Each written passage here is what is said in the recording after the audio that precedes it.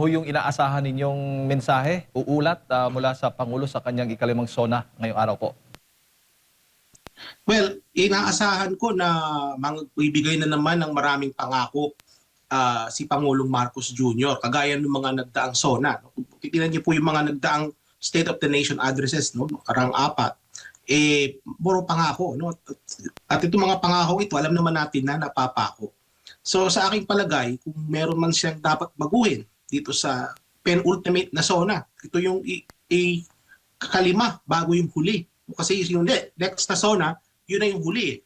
So ang nakikita ko sanang pagbabago na maggawin niya dito is instead of mangako, ay magbigay siya ng solusyon sa mga problema ng taong bayan. Napakarami kasing problema sa ngayon, Jade, ng tao. Kung i-enumerate mo yung mga top national concerns, makikita mo, no, una, sasabihin ng tao, korupsyon, lalong-lalo na sa flood control. Nandiyan yung issue about the presyo ng pagkain, inflation, trabaho, kahirapan, krimen at illegal na drogas, agrikultura, no, edukasyon, presyo ng gasolina.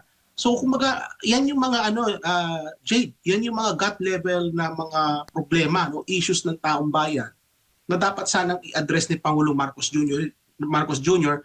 not in terms of giving promises but in terms of providing solutions dun sa mga problema. Kasi alam mo, Jade, the President has barely 2 years left in his term. So kung mangangako pa rin siya ngayon, no, kagaya nung ginawa niya ng mga nakaraang SONA, kulang na siya sa panahon. Kung tutuparin man niya yung mga pangako, alam naman natin na napapako eh. But kung supposing siseryosohin niya, tutuparin niya, kulang na siya sa oras. So instead of giving promises, what he needs to do really is to provide solutions to the Filipino people. Papaano ho po ninyo ilalarawan yung tunay na estado ng ekonomiya po ng ating bansa sa kasalukuyan, Doc? Sa kasalukuyan, Jade, hindi maganda ang lagay ng ating ekonomiya. Kung titingnan mo sa produksyon, no, sa paglago ng produksyon ng ekonomiya, ang ating gross domestic product below target. No? Kasi halimbawa, nitong 2026, ang target po ng gobyerno ibinaba nila from 5 to 6%, ginawa na lang nilang 3.5 to 4.5%. Nung first quarter, ang kinalabasang growth natin 2.8% lang. So below, kumbaga ibinaba na nila yung target, below yung na-realize na growth, below pa dun sa target na ibinaba pa. Di ba? So, mababa. And, ayon sa mga ekonomista, at ako rin mismo nagsasabi, no, merong chance na yung second quarter growth natin mababa pa rin.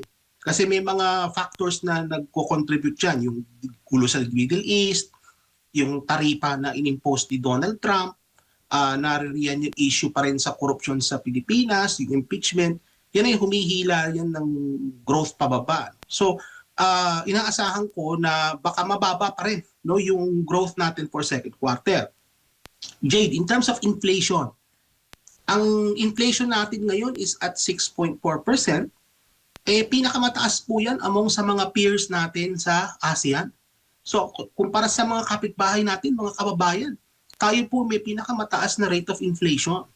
And considering na marami sa ating mga kababayan hindi naman may kaya sa buhay, hindi po magandang balita yan kasi normally, pag mataas ang headline inflation, gaya ng 6.4% na yan, asahan natin na mataas din yung food inflation. Yung mga kababayan nating nasa DNE, no, yung mga kababayan nating mga mahihirap, ang kanilang expenditure, halos lahat po niya na napupunta sa pagkain. So kaya kapag tumataas ang rate of inflation, sila po talaga nakakaramdam ng matindi niyan, no? Yung ating mga kababayang mahihirap. Yung ating mga kababayan din walang trabaho, Jade, mas lalong dumarami. No? Tumataas yung ating rate of unemployment at inaasahan ko rin na bahagyang tataas yan kasi dahil sa nangyaring umento sa sahod. Kasi nangyayari yan, Jade, pagka nagkaroon ng umento sa sahod na ipapasa yan sa consumer through inflation, pero meron ding epekto yan sa unemployment. Lalong-lalo na sa mga maliliit na mga negosyo. Kapag ka nagtaas ng sahod, ang nangyayari niyan is yung mga malalaking negosyo, kaya nilang i-absorb yan. Doon naman sa mga maliliit na negosyo, hirap sila, nangyayari, nagbabawas sila ng tao. So, pag nagbawas sila ng tao, may mga maladagdag sa ating unemployed. Hindi lang yun, Jade. yung ating palitan ng piso sa dolyar ay pinakamababa na historic lows, no? Kache-check ko lang, nasa close to 62 na pesos per $1. Ang ating utang, Jade, pataas ng pataas, no? Approaching 19 trillion ang ating sovereign debt, no? At yung debt to GDP ratio natin nasa 63% at walang trend na ito ay pababa. Pag makikita mo yung trend nung debt to GDP ratio natin, patuloy itong tumataas, hindi po maganda yan, no? Yung budget deficit din natin, kung titingnan ninyo yung difference between what the government makes and what the government spends, mas malaki yung paggastos ng gobyerno kaysa sa kanilang kinikita. At yung diferensya niyan, yung deficit, mga kababayan, nasa mahigit 5% po ng ating GDP. Napakataas po niyan. Kasi nung panahon ni Digong, ni Tatay Digong, noong 2016-2017, nasa around 2% lang yan, yung deficit to GDP ratio. So kumbaga, although nung time na yon, meron pa rin budget deficit, pero yung budget deficit hindi kasing laki kaysa ngayon. So ito yung nagpapakita, mga kababayan, na ang problema ng gobyerno ni Marcos Jr. is in terms of fiscal discipline. Na wala silang disiplina sa paggastos kasi nga gusto nilang gumastos. At may mga epekto ito, Jade, no? In terms of sa consumer confidence, bagsak po ang consumer confidence. Yung ating mga consumer, hindi po muna gumagastos, nag-aantay sila. No? They're very careful in terms of how they will spend. Kasi nga, nagbabadya yung pagtaas ng presyo ng gasolina, nandyan pa si El Nino, kasi pag nagkaroon ng El Nino, magkakaroon ng tagtuyot, magmamahal din kung pagkain. So ang mga tao, imbis na mag-spend sila sa ngayon, nagwi-withhold muna sila ng spending, kaya mababa ang consumer confidence. By the same token, ganun din yung mga investor. Bagsak po ang investor confidence sa ating bansa. So ang mga investor ay nag-aalangan mag-invest sa Pilipinas kasi magulong sitwasyong pampolitika sa ating bansa. Hindi safe, no? Yung krimen tumataas. So kumbaga, hindi profitable for investors, no, to invest sa Pilipinas. Kaya makita natin na yung investor confidence natin ay mababa. At pag sisumahin mo to, Jade, no, lahat ng ito nagkakaroon ito ng epekto sa trust and approval ratings ni Marcos Jr. Pangdagdag konteksto na rin ito, Jade, kasi going into the SONA, napakababa ng approval and trust ratings ni Pangulong Marcos Jr. In fact, he will go down in history as the president after EDSA revolution na may pinakamababang approval rating. Mas mababa pa kay Pangulong Gloria Macapagal Arroyo. No? So, kumbaga, nakikita natin na nakaka-apekto ito sa reputasyon ng presidente at hindi lang yan, Jade, reputasyon din ng bansa as far as foreign investors are concerned. Opo. Bilang tugon doon sa mga problema daw ng ating mga kababayan, sabi pa nga ng Pangulo, palalawakin yung suporta sa mahirap at yung anay malapit nang maging mahirap. At ang solusyon, Doc, ay yung pamimigay ng 2,000 piso para po doon sa kanila. Para maibsan yung epekto nga nitong mataas na presyo ng mga bilihin at iba pa. Anong masasabi po ninyo? Alam mo kasi, Jade, no, iko-connect ko yan. Ang sagot ko dyan sa tanong mo na yan, iko-connect ko yan doon sa legislative agenda ng gobyerno ni Marcos Jr. Kasi alam mo, yung mga ganyang problema, halimbawa sa kahirapan, may mga policy solutions dyan na kinakailangan ng legislation. Kagaya halimbawa yung pagka-amyenda ng 4Ps, for example. Mayroong kaakibat yan. O kaya sa presyo ng kuryente, yung pag-aamyenda ng IPIRA law. So may ano yan, may correction yan. Ngayon yung sasabi mo na pagdagdag ng ayuda, yan kayang gawin yan within the executive department. Kumbaga within the executive powers ng presidente, kaya niyang gawin yan. Pero may mga mas effective na policy intervention na kinakailangan ng batas. Kumbaga kinakailangan din ng partisipasyon ng Kongreso pero hindi ito nagawa.